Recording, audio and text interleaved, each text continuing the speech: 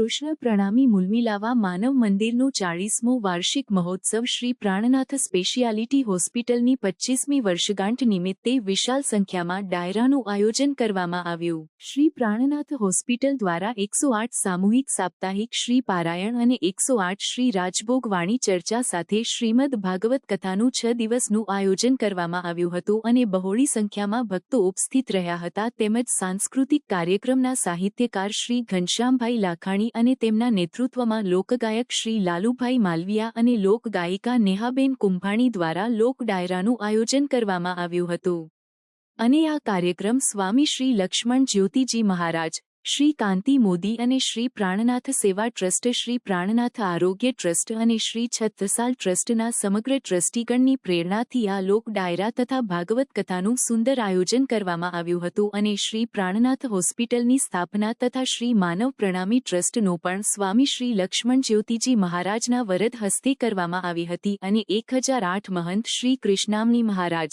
108 મહંત શ્રી સુધાકર મહારાજ, શ્રી મુકેશભાઈ દલાલ, સુરત સાંસદ, શ્રીમતી ગીતાબેન સાવલિયા, કોર્પોરેટર તથા મહાનુભાવોની વિશેષ ઉપસ્થિતિમાં ભાગવત સપ્તાહનું ભોજન પ્રસાદ સહિત સુંદર આયોજન કરવામાં આવ્યું હતું। ગર્વની લાગણીની અનુભૂતિ થઈ છે। હું એને મારું સદભાગ્ય સમજુ છું કે 15 વર્ષ પહેલાથી આ પ્રાણનાથ હોસ્પિટલ જોડે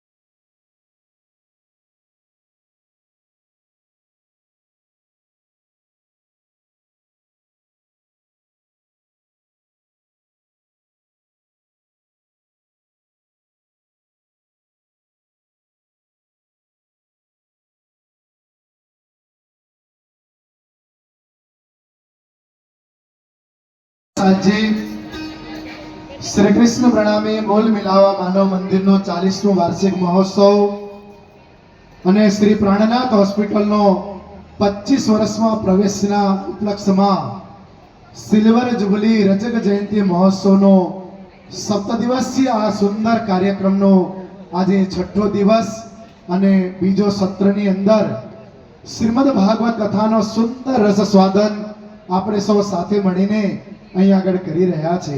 સેવા કરવાની તક મળી હતી એ મારું સદભાગ્ય અને સૌભાગ્ય છે।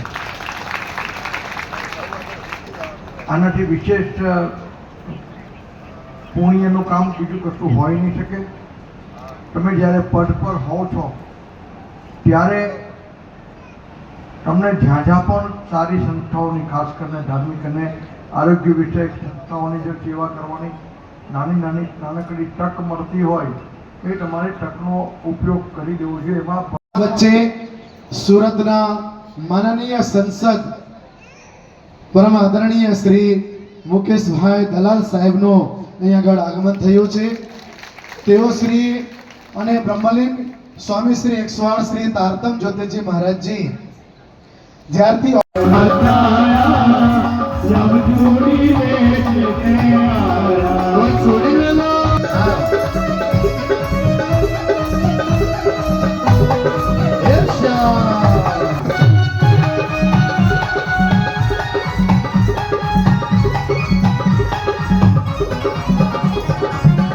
राधा रानी ने सुनी, ललिता से कहती है, अरे ललिता चूड़ी वाला नहीं बुलाओ। आज चूड़ी वाले पूछ रहे चूड़ी कैसी पहननी है? चूड़ी लाल नहीं पहनो, चूड़ी हरी नहीं पहनो। कारण કે આ સંસ્થા આદિવાસી વિસ્તારોમાં જઈને નોટબુક ને વિતરણ કરવાનો હોય, મેડિકલ કેમ્પો કરવાનો હોય એ ટોટલી ફ્રીમાં કરતું હોય છે। એટલે એસએમસી દ્વારા દર વર્ષે બંને ત્રણેય ટ્રસ્ટને 50,000 પછી ધીરે ધીરે લાખ રૂપિયા પછી 2 લાખ રૂપિયા એવી રીતે વાર્ષિક મળતું થયું। એટલે એમાં આદરણીય સાહેબનો બહુ મોટું ભૂમિકા હતી। જો કે અત્યારે એસએમસીએ આવા સેવાકીય સંસ્થાને એક વર્ષ માટે સ્ટોપ કર્યા છે કારણ કે એસએમસીમાં અત્યારે બહુ મોટા પાયા પર કામ ચાલુ રહે છે। એટલા માટે પણ જ્યારે ફરીથી શરૂ કરશે ત્યારે આ સંસ્થાને જરૂરથી આપવાના છે। હવે હું આદરણીય સંસદ સાહેબને મેં ફોન કર્યો ત્યારે દિલ્હી હતા। મેં કીધું સાહેબ મંદિરમાં કાર્યક્રમ છે.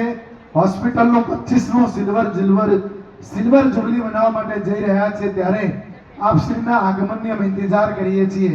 તો સાહેબે કહ્યું હું દિલ્હી છું પણ સુરત આવીને જરૂર આવીશ. અને સાહેબ આજે સામેથી અહીંયા પધાર્યા છે. સાહેબ આપના સંસ્થા બહુ અભિનંદન કરે છે.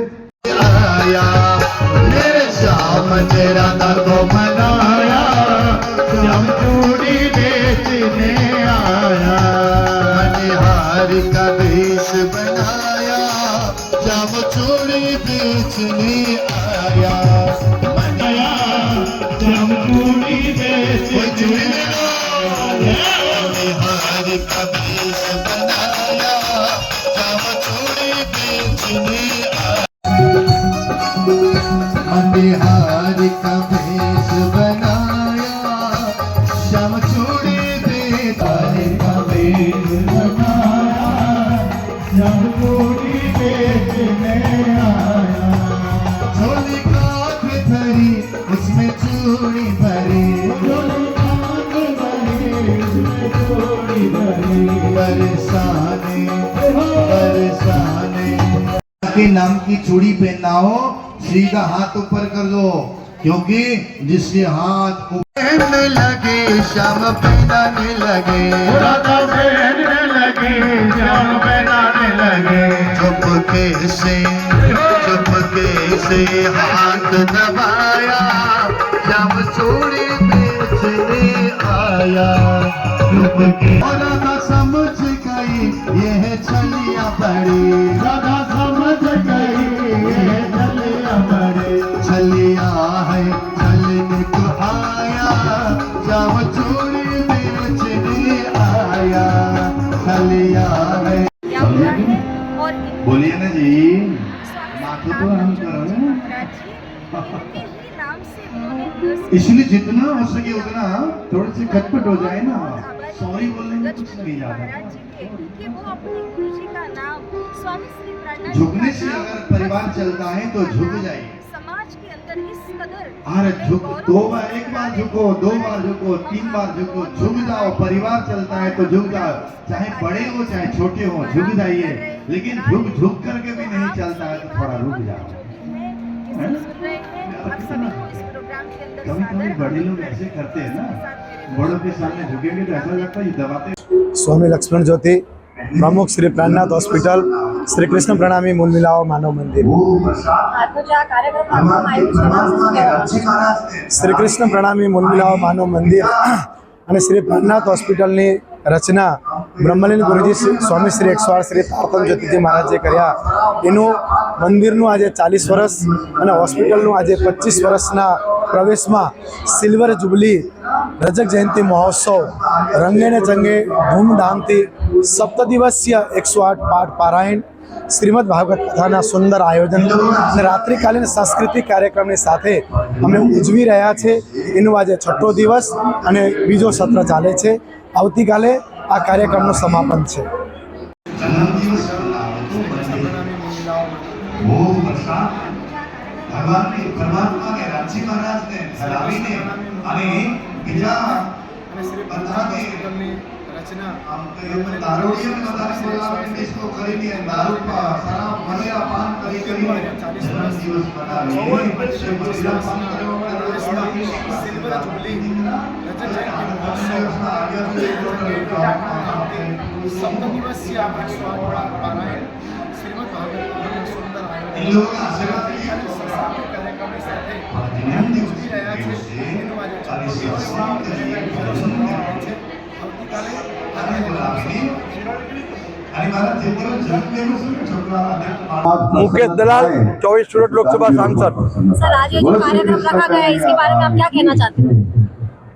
कृष्ण प्रणामी मंदिर ट्रस्ट और प्राणनाथ हॉस्पिटल द्वारा आयोजित इस कार्यक्रम में मुझे उपस्थित हुए बड़े और आनंद की लागनी मैं महसूस कर रहा हूँ. प्राणनाथ हॉस्पिटल अपना 25 साल सेलिब्रेट कर रही है और जैसे कि सुनने में आया इसका भी मंदिर द्वारा एक यज्ञ का आयोजन किया गया है. मुझे गर्व है कि 15 साल पहले भी मैं प्राणनाथ हॉस्पिटल के साथ जुड़ा हुआ था मैंने इनको 4-5 बार अनुदान भी दिया है। तो ये कार्यक्रम कृष्ण भगवान के इस पर व्याख्यान भी चल रहा है महाराज जी का, और ये बड़े आनंद की घड़ी है। સમાચારોની ઝડપી અપડેટ માટે હમણાં જ સત્ય સ્વરાજ ન્યૂઝ ચેનલને લાઇક, શેર અને સબસ્ક્રાઇબ કરો.